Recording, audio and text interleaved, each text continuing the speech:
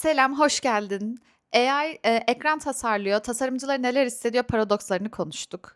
Ama AI'ın yemeye devam ettiği başka bir konu var ve çok iştahlı. O da kullanıcı yolculukları, user journey'ler. Bugün agentic e-commerce konuşacağız. Hadi başlayalım.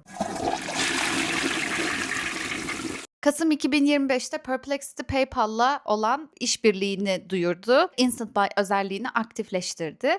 Bununla beraber agentic e-commerce çok hot topic bir hale geldi. Çünkü artık yapay zeka arayüzlerinden alışveriş yapabilme ve bütün pazar yerlerini ve markaları bir kenara atıp sadece ürünle etkileşime geçilen yeni bir journey sistemi ortaya çıktı. Şöyle soruları beraberinde getirdi. AI nasıl ürünleri öneriyor? Ürünleri önerebilmek için nelere ihtiyacı var? Ve aynı zamanda kullanıcıların alışveriş yapma paternleri ve davranışları aslında nelerdi? Şöyle bir konuya giriş yapalım. AI nasıl bizim journey'mizi yemeye çalışıyor? Çok kritik olan konu bu. Normalde geleneksel bir e-ticaret sisteminde şöyle bir akış görürüz. Kullanıcı araştırmasını yapar, istediği siteye gelir, içeride araştırmasını, browsing'ine devam eder, ürünü sepete ekler ve işlemini gerçekleştirir ve bu esnada da oldukça fazla bir cognitive load kullanır. Bu agentic e-commerce'te ise aslında hedeflenen kısım şu: user aslında bu işlemlerin hiçbirisinde tek var olmuyor ve şu şekilde ilerliyor. Agent internet araması yapmaz. Marketplace'lerin agentlarıyla konuşur. Yani arkada sistem konuşur. Veriyi analiz eder ve mantıklı karar verir. Burada kullanıcının istekleri, arzuları ve filtreleri de aynı şekilde kıymetli oluyor. Tabii yine kullanıcı bir akışın içinde değil ve sonrasında satın alır. Gördüğünüz gibi agentic e-commerce tarafında aslında kullanıcının pek de bir katkısı yok. Tek katkısı olan şey bu alışverişe ihtiyacı olduğunu belirtmesi ve onaylaması aslında. Onun haricinde ürün aramada, ürün karşılaştırmada ve benzeri birçok alanda kullanıcının var olmadığı yeni bir journey aslında hayal ediliyor gibi düşünebilirsiniz. Kullanıcının bu araştırma ve browse aşamasında var olmaması tabii yanında neleri getiriyor? Bu çok kritik. Deneyimin alışveriş öncesi ve alışveriş esnası kısmından post shopping experience kısmına aslında yapışmasına sebep oluyor. Bu ne demek? Artık herhangi bir marka ya da marketplace'in ürünü eve gelene kadar ben onunla ilgili herhangi bir deneyimde bulunmamış oluyorum. Ancak eve geldikten sonra onun kargolanma şekli, delivery time'ı, eve gelen kutunun bana yaşattığı deneyim ya da benim dahil olduğum community'ler gibi özellikler sayesinde alışveriş sonrası bir deneyimle aslında markaya olan deneyimimi oluşturmaya başlıyorum gibi bir sürece götürmüş oluyor. Daha öncesinde nereden satın aldığı, hangi platformdan ya da hangi markanın sitesindeki hangi satıcıdan aldığı çok önemliyken, ona göre bir deneyim yaşıyorken şu anda sadece eline doğru özelliklere sahip doğru ürünün gelmesi üzerine kurulacak bir deneyim aslında hayal ediliyor gibi düşünebiliriz. Artık kullanıcı herhangi bir araştırma ve browsing deneyiminde yer almayacaksa o zaman agent'lar için transparan, verileri araştırabilir, ölçebilir ve analiz edebilir bir şekilde tasarımlar yapmamıza gerek oluyor ve agent'lar için tasarım dünyasına giriş yapmamız gerekiyor. Tabii ki bu şey anlamında değil, tasarımlarımızı şöyle değiştireceğiz anlamında değil ama ürünlerimizin transparanlığı ve verileri hap şeklinde bir başka agent'a sunması üzerine bazı geliştirmeler yapmamız gerekecek. Peki bunlar neler olabilir? E-ticaret fokusunda. Şimdi bunlara değinelim. Öncelikle Agent AI'ın en önemli kullanılmasını bekledikleri alanlardan bir tanesi kanıt alanları. Ne demek istiyorum? Kanıt alanları aslında kullanıcıların deneyimlerinden analiz edilerek verileştirilmiş, datalaştırılmış alanlar gibi düşünebilirsiniz. Tabii ki bu kanıt alanların olma sebebi aslında güven duygusunu yaratmak. Tabii eskiden kullanıcı için bu güven duygu alanlarını yaratmamız gerekirken aslında şu anda da AI için bunu yaratmamız gerekiyor ki kullanıcı yorumlarından bunu algılayabilsin ve bizim ürünümüzü kendi platformunda önerebilsin. Örneğin ürünün tek bir 5 yıldızlı puan olması değil, aynı zamanda kargosunun puanının ayrı, materyalinin puanının ayrı gibi böyle farklı alanlarda detaylı değerlendirme özelliklerini görmemiz gerekiyor gibi düşünebilirsiniz. Bu veri transparanlığı, veri alanlarını görselleştirmesi aslında diğer alanlardan, diğer kısımdan düşünürsek de çok mantıklı. Bir satın alım yaptığımızı düşünelim. Bunun için en önemli şey nedir? Fiyat, ürünün stok durumu ve ne kadar bulk bir şekilde satın alıp alamayacağım. Yani bunu bilmiyoruz şu anda, kullanıcının ne yapmak istediğini bilmiyoruz. Dolayısıyla bu verilerin de doğru bir şekilde görselleştiriliyor ve aktarılıyor olması da çok kritik. Çünkü farklı bir AI agent bizim sitemize geldiğinde, atıyorum Perplexity geldi ve Nike'ı inceledi ve o ayakkabıyla ilgili 3 stok var dendi ama aslında 3 stok yoktu ve o kişi 3 ayakkabı almak istedi. 2 stok vardı ve orada bir seçilme durumu olduğunda AI onu seçmekten vazgeçiyor. Yani doğru stok durumu, o stok durumunun nerelerden nasıl beslendiği ile ilgili sistemlerin gelişmesi gerçekten çok kritik ya da fiyat aralıklarının çok daha net verilmesi gibi gibi. Yani özellikle son 3 ürün fiyatı son 24 saatte şu kadar düştü, şu kadar indirimde, indirim şu kadar süre sürecek gibi bilgilerin sadece ön yüzde UI olarak değil aynı zamanda arka tarafta da aynı şekilde adlandırılması gerektiği. Yani butonun sadece buton 1 olarak arka tarafta geçiyorsa geçmesi değil, onun hemen al butonu mu olduğu, şimdi al butonu olduğu mu, işte son 3 ürünse arkada jenerik bir isimden ziyade son 3 ürün beci olduğunu, onu information'ın, o bilginin arka tarafta da birebir şekilde isimlendirildiği bir semantik UI ihtiyacı da doğuyor. Sistemler birbiriyle konuşurken doğru dilde konuşabilmesi için doğru adlandırmaların da çalışmayla düzenlenip arka tarafla konuşması da gerekiyor. Her ne kadar kullanıcı bütün bu akışlardan çıkmış gibi gözükse de aslında kullanıcının verdiği veriye ihtiyaç olması %100 çıktığı anlamına da gelmiyor. Aslında birazcık daha after sales experience kısmının önemi buradaki artık yorumları değiştirecek ve önemsetecek alanlar olacak ama kullanıcı ile ilgili bilgilerin sadece boy, kilo, yaş gibi özelliklerden çıkması ya da cinsiyetinden ya da ayda ya da yılda ne kadar alışveriş yapıyor gibi segmentsel bilgilerden çıkıp birazcık daha kontektsel bilgilere geçmesi de aslında agentların daha ihtiyaç anlaması üzerine ilerlemesini sağlayacak elementlerden de biri olacağı söyleniyor. Personalara bölmektense biraz daha hyper personalization'a giden bir konunun da olması bayağı bir beklenen kısımlardan bir tanesi. Bu kadar konuşunca akla da şöyle bir soru geliyor. Tamam, kullanıcı resimden çıktı. Artık alışverişin herhangi bir aşamasında yok. Diyor ki ben bir kalem istiyorum. Benim kalem ucum bitiyordu. Bana yenisini sipariş et dediğinde hiçbir şey yapmadan evine o kalem gelene kadar ya da kalem ucu gelene kadar hiçbir konsepte hakim olmayan bir kullanıcı var elimizde. Peki biz onu kendi markamıza ya da kendi marketplace'imize ya da eğer bir agent'ımız varsa o agent'ı defalarca kullanmasını sağlamaya nasıl motive edeceğiz ve onu kendimize nasıl loyal edeceğiz? Ya en önemli konulardan bir tanesi de bu. Çünkü bizi kullanmaya devam etmesinin bir sebebi olması gerekiyor. Tabii burada bir sürü perspektif var. Agent AI olursam, öyle bir e-commerce ticaret servisi veren bir yer olursam tabii ki farklı şeylere sahip olmam lazım. Ya da bir satıcı platformunda olursam, ayağında olursam, brand de olur, marketplace de olur. O zaman tabii bambaşka bir şey olmuş oluyor. Şimdi ama genel olarak böyle ele almak gerekirse yani bu aradaki ilişkiyi biz nasıl kurmaya devam edeceğiz diye en önemlilerinden bir tanesi community. Her ne kadar alışveriş deneyimini kullanıcının cebinden çekip çıkarsak da o ürünün nasıl giyildiği, nasıl kombinlendiği, nasıl bir Küratörlükten diye, başkalarının onunla ilgili ne düşündüğü gibi şeylerin merakı aslında bir topluluk ihtiyacına, bir beraberlikte olma ihtiyacını daha da arttıracak bir durum. Süreçten çekilip çıkarılmış olsa da fazlasıyla kendisine kalmış bir kognitif load'u var ve bilişsel algısı var. Dolayısıyla o ürünle ilgili daha fazla bilgiye ve daha fazla şey paylaşmaya açık olacağı bir duruma kendisini bırakmış oluyor. Dolayısıyla topluluk kurabilmek, bir topluluğa ait bilgi paylaşımı yapabilmek, onlarla iletişim içerisinde olup deneyim paylaşabilmek önemli kriterlerden biri olacak şeklinde yorumlar oldukça fazla var.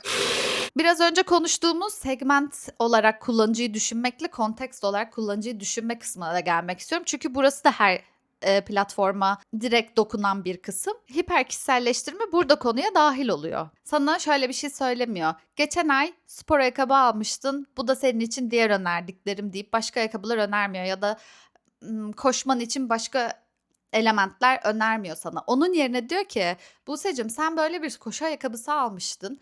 Muhtemelen 6 ay önce belki. Muhtemelen 2-3 hafta sonra senin ayakkabın kendi beklediğin özellikleri gösterememeye başlayacak ve kullanılamaz bir hale gelecek. Senin için ayakkabı araştırmaya başlayalım mı? Gibi bir yerden gelecek. Tabii ki bunun için çok fazla veri paylaşımına ihtiyaç var. Nelere var?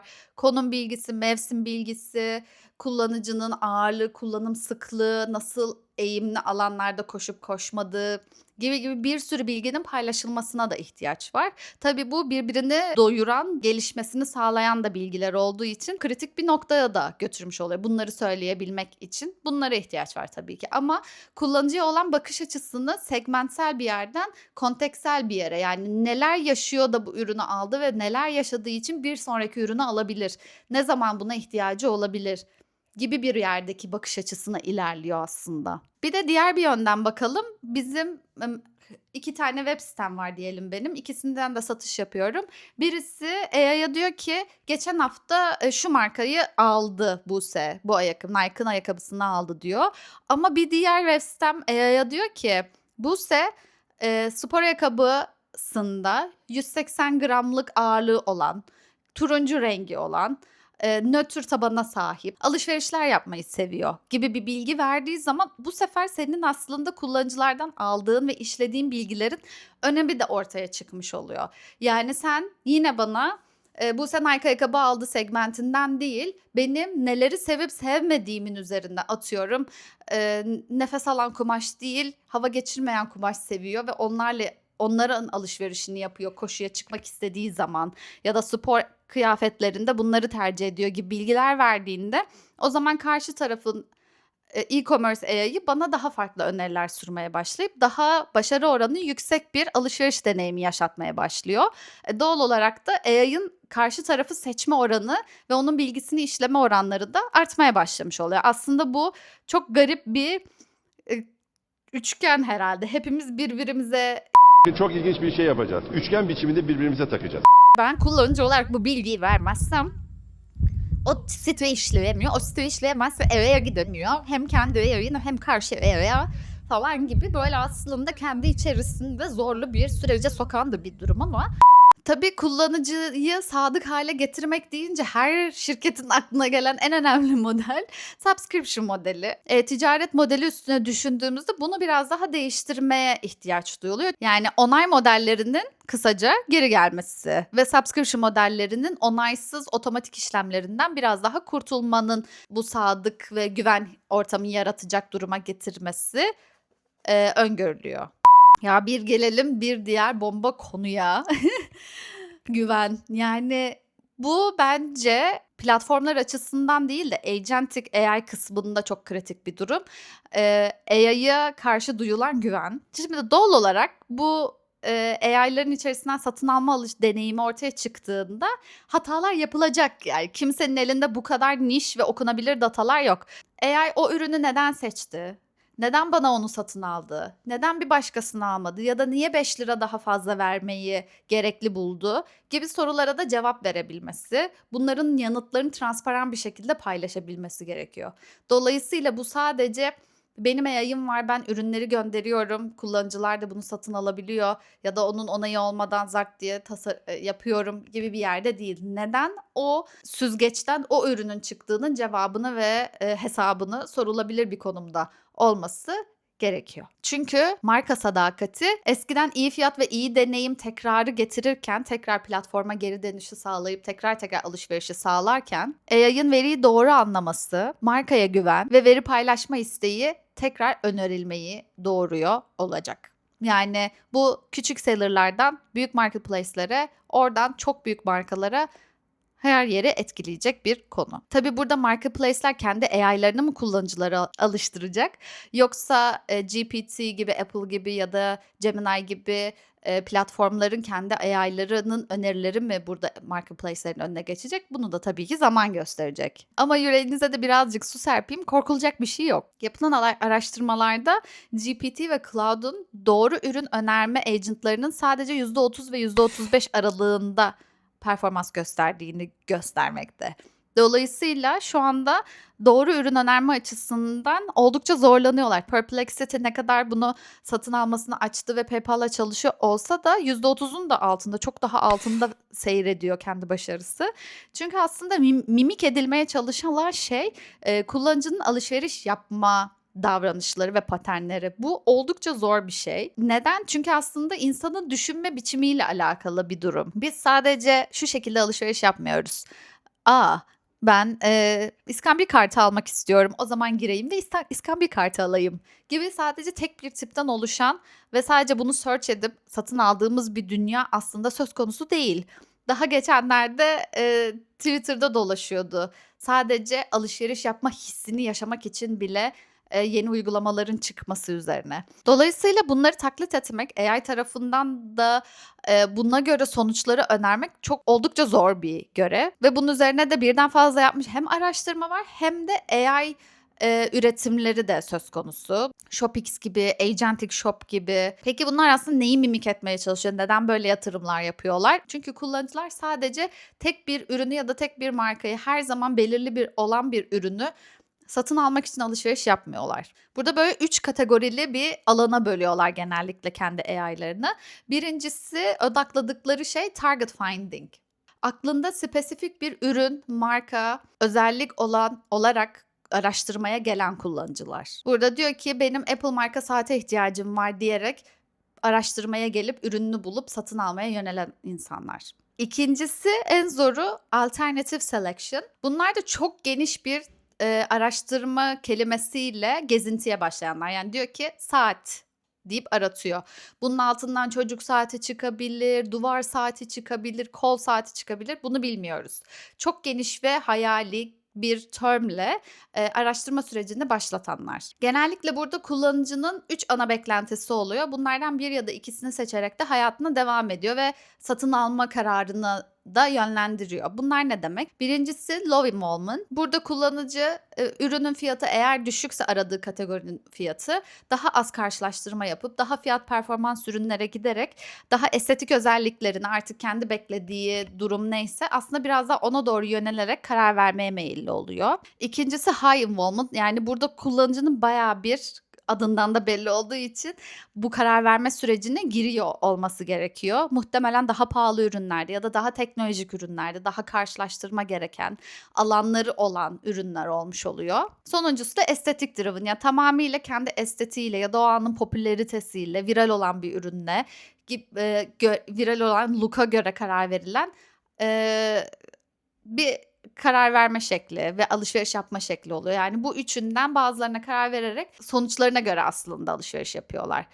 Ve sonuncusu, son alışveriş yapma behavior'ı da open exploration. Yani bu artık hani benim aklımda, kafamda hiçbir şey yok demek oluyor. Kullanıcı diyor ki benim canım sıkıldı ve ben internet sitesinde gezmeyi seviyorum. Bana burada bir şeyler alıyormuş gibi yapmak bile hoşuma gidiyor. Ben bakacağım, belki hoşuma giden bir şey varsa alırım. Bakalım yeni neler çıkmış olan kısım. Şimdi AI'ın bu 3 ana başlığı değerlendirmesi ve buna göre kullanıcının o anki ihtiyacına göre doğru ürün önermeye çalışması oldukça zor bir durum. Zaten bu platformların şu anda doğruluk ve başarı oranlarının 30-35 arasında seyretmesinin sebebi o. Yani konuyu toparlayıp bitirecek olursak, doğru ürün önerme ve niyeti anlayarak ya da anlayacak bir formül bulup insanlarla o şekilde konuşarak ürün önerme algoritmasını çözdüğü zaman bambaşka bir alışveriş yapma dünyasında yaşıyor olacağız. Acaba marketplace'lerin AI'ları mı, yoksa zaten AI botları mı bu savaşı kazanacak? Onu da göreceğiz. Kendinize iyi bakın. Bir sonraki videoda görüşürüz.